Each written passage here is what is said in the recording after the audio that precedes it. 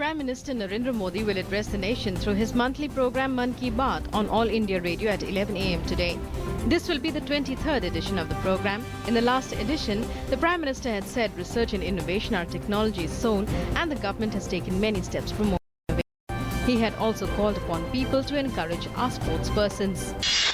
Prime Minister Narendra Modi has asked chief ministers of BJP-ruled states to work in mission mode to execute the centre's pro-poor and good governance agenda. Addressing the concluding session of the meeting of BJP CM's Council in Delhi, the Prime Minister exhorted them to work on multiple fronts to develop their states at a fast rate, saying they should not just move to one project after finishing another. Instead, they should take up several programs together without showing any lapse.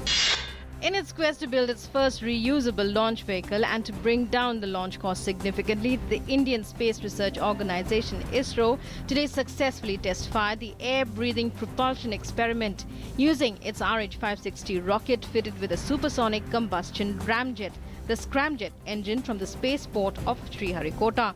The scramjet engine will help in bringing down the launch cost by reducing the amount of oxidizer to be carried along with the fuel.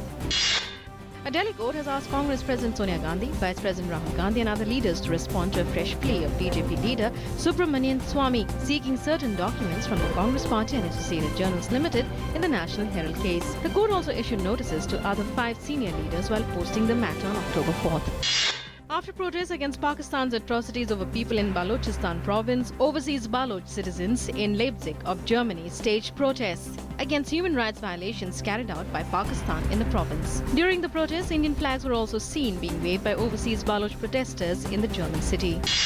President Pranab Mukherjee has said universities are the best forum for debate, discussion and arguments besides free exchange of views. He was addressing the first convocation of Nalanda University at Rajgir in Bihar. The president said Nalanda is not mere ruins and land but a reflection of ideas and culture nourished 1200 years ago.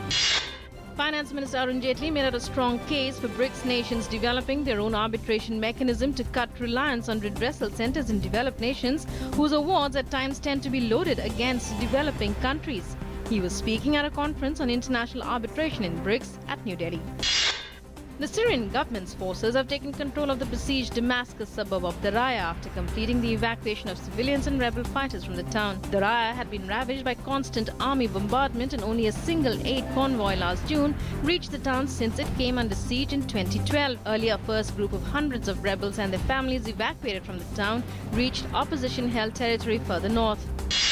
In Russia, a fire in a Moscow printing plant killed 17 migrant workers from Kyrgyzstan. A representative of the Kyrgyz community has said the victims were all young women trapped in a dressing room while changing into their work clothes. According to officials, the fire was caused by a faulty lamp on the first floor of the warehouse where many flammable liquids and baked products were stored, and it spread quickly through an elevator shaft to the room where those who died. Kurdish militants fired 4 rockets at the airport in the southeastern Turkish city of Diyarbakir without causing casualties. According to a news agency, the rockets landed in an empty area close to a police control post at the airport, causing explosions that were heard throughout the city and shattering windows. Hillary Clinton received her first national security briefing as a Democratic presidential nominee, meeting with intelligence officials for an overview of the major threats facing the nation around the globe. Clinton attended the briefing for more than 2 hours at the FBI office in White Plains, New York. Republican Donald Trump received his briefing earlier this month, a customary move for major party nominees, but one that has been the subject of a political tussle during the campaign.